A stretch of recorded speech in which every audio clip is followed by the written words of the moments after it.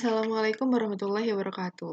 Saya Tina Oktarianti dengan NIM 311810714 dari kelas TI 18-1 ingin menjelaskan tentang rangkuman materi dari chapter 1-6 dari mata kuliah Penjamin Kualitas Software dengan dosen pengampu Bapak Ahmad Fauzi SPD MPD. Pembahasan materi yang pertama yaitu ada The Software Quality Challenge atau tantangan kualitas perangkat lunak. Yang kedua, What is Software Quality atau apa itu kualitas perangkat lunak? Yang ketiga, Software Quality Factors atau faktor kualitas perangkat lunak. Yang keempat, ada The Component of the Software Quality Assurance System of Review atau komponen sistem jaminan kualitas perangkat lunak. Yang kelima, Contract Review atau peninjauan kontrak. Yang keenam, ada Development and Quality Plans atau pengembangan dan rencana kualitas. Yang pertama, The Software Quality Challenge atau tantangan kualitas perangkat lunak. Keunikan jaminan kualitas perangkat lunak. Fitur Dagal tidak memberikan jaminan, baik tersurat maupun tersirat, dengan sehubungan dengan kinerja, keandalan, atau kesesuaian AMGAL untuk semua yang ditentukan tujuan. Fitur Dagal tidak memberikan jaminan bahwa perangkat lunak dan dokumentasinya bebas dari kesalahan. Fitur Dagal tidak akan menjadi bertanggung jawab atas segala kerusakan, insidental, langsung, tidak langsung, atau konsekuensial timbul sebagai akibat dari data yang rusak, biaya pemulihan, kerugian, laba, dan ketiga klaim pihak. Perangkat lunak dilisensikan sebagaimana adanya. Pembeli mengasumsikan resiko lengkap yang berasal dari penerapan program AMGAL, kualitas, dan kinerja. Keunikan dari proses pengembangan perangkat lunak. Yang pertama, kompleksitas tinggi dibandingkan dengan produk industri lainnya. Yang kedua, produk tidak terlihat. Yang ketiga, peluang untuk mendeteksi cacat atau bug terbatas pada produk fase pengembangan. Keunikan jaminan kualitas perangkat lunak. Perbedaan antara produk perangkat lunak termasuk firmware dan produk industri seperti mobil, mesin cuci, radio, dan lainnya. Ciri-cirinya dari kompleksitas produk. Dari produk perangkat lunak, produk sangat kompleks atau rumit sehingga memungkinkan banyak mode operasional. Sedangkan produk industri tingkat kerumitan jauh lebih rendah sehingga hanya memungkinkan beberapa mode operasional. Lalu dari visibilitas produk, dari produk perangkat lunak, produk yang tidak terlihat sehingga sulit untuk mendeteksi cacat atau bug secara kasat mata. Sedangkan produk industri, produk yang terlihat memungkinkan deteksi cacat yang efektif dengan melihat. Lalu dari pengembangan dan proses produksi, produk perangkat lunak, peluang untuk mendeteksi cacat muncul hanya dalam satu fase, yaitu pengembangan produk.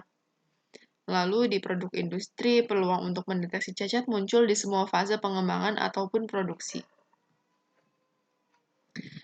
Selanjutnya yaitu pengembangan lingkungan metode SQA. Pemeriksaan lingkungan, pengembangan, dan pemeliharaan perangkat lunak profesional disebut lingkungan SQA. Karakteristik utama dari lingkungan SQA yaitu kondisi kontrak dan komitmen yang menentukan isi dan jadwal. Yang kedua, kondisi hubungan pelanggan-pemasok yang diwujudkan dengan kebutuhan konsultasi dengan pelanggan dan perolehan persetujuannya. Yang ketiga, persyaratan kerja tim. Yang keempat, perlu kerjasama dan koordinasi dengan tim pengembangan perangkat lunak dan perangkat keras lainnya, baik internal maupun eksternal.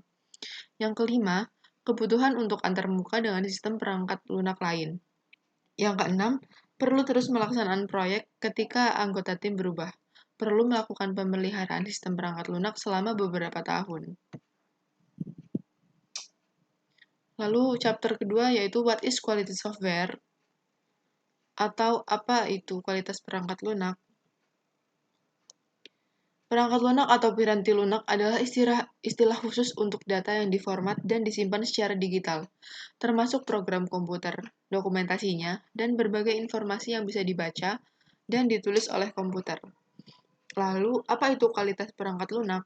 Kualitas perangkat lunak adalah pemenuhan terhadap kebutuhan fungsional dan kinerja yang didokumentasikan secara eksplisit, pengembangan standar yang didokumentasikan secara eksplisit, dan sifat-sifat implisit yang diharapkan dari sebuah software yang dibangun secara profesional.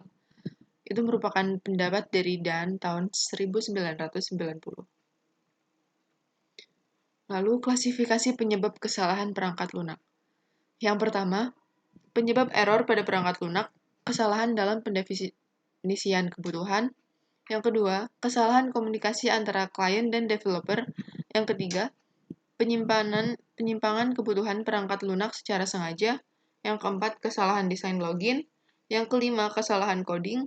Yang keenam, ketidaksesuaian antara dokumentasi dengan coding. Yang ketujuh, kekurangan dari proses pengujian.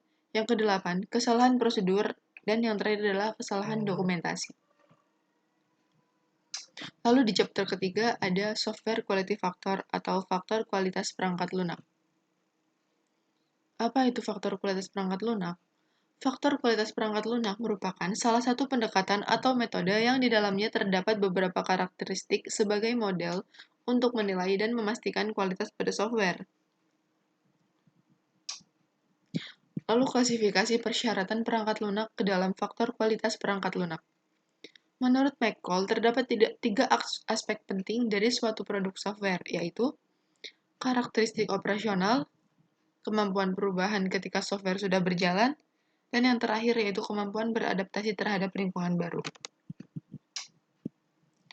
Lalu faktor kualitas perangkat lunak operasi produk. Menurut model McCall, 5 faktor kualitas perangkat lunak termasuk dalam kategori operasi produk, yang semuanya berhubungan dengan persyaratan yang secara langsung mempengaruhi pengoperasian perangkat lunak sehari-hari. Faktor-faktor tersebut adalah sebagai berikut. Yang pertama, ketepatan. Yang kedua, keandalan. Yang ketiga, efisiensi. Yang keempat, integritas. Dan yang kelima, kegunaan. Lalu lanjut di chapter 4, yaitu The Component of the Software Quality Assurance System Overview. Komponen sistem jaminan kualitas perangkat lunak. Klasifikasi komponen sistem Software Quality Assurance. Yang pertama, komponen pre-proyek. Yang kedua, komponen kehidupan proyek perangkat lunak. Yang ketiga, komponen infrastruktur untuk pencegahan dan perbaikan kesalahan.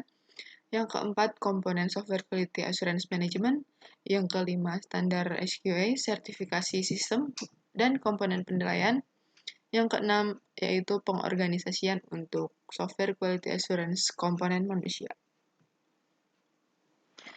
Lalu ada komponen siklus hidup suatu proyek perangkat lunak. Yang pertama dari ulasan atau review, dilanjutkan oleh opini ahli, lalu pengujian perangkat lunak, dilanjutkan oleh pemeliharaan perangkat lunak, dan yang terakhir yaitu jaminan kualitas pekerjaan subkontraktor. Komponen-komponen infrastruktur untuk pencegahan kesalahan dan peningkatan. Yang pertama, prosedur dan instruksi kerja. Yang kedua, dukungan perangkat berkualitas. Yang ketiga, pelatihan, instruksi, dan sertifikasi staf. Yang keempat, tindakan pencegahan dan korektif. Yang kelima, manajemen konfigurasi. Dan yang terakhir adalah pelaksanaan kontrol pada dokumentasi. Lalu kita lanjut di chapter kelima, yaitu kontrak review atau peninjauan kontrak.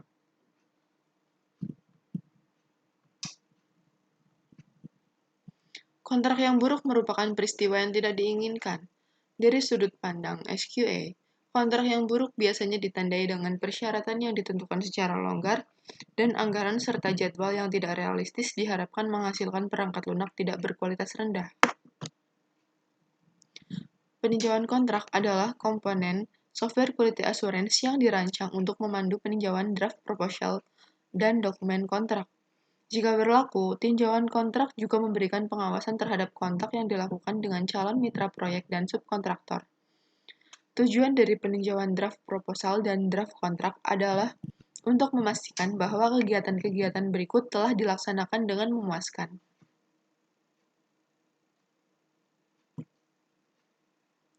Hubungan kontrak yang longgar biasanya dicirikan dengan kurangnya pemeriksaan terhadap persyaratan proyek, jadwal, sumber daya, dan resiko pengembangan. Akibatnya, masalah yang besar kemungkinan besar akan muncul, antara lain, yang pertama, definisi yang tidak memadai mengenai persyaratan proyek. Yang kedua, perkiraan yang buruk tentang sumber daya yang dibutuhkan. Yang ketiga, jadwal atau penjadwalan yang buruk. Dan yang terakhir yaitu kurangnya kesadaran akan resiko pembangunan. Chapter ke-6 yaitu Development and Quality Plans atau pengembangan dan rencana kualitas.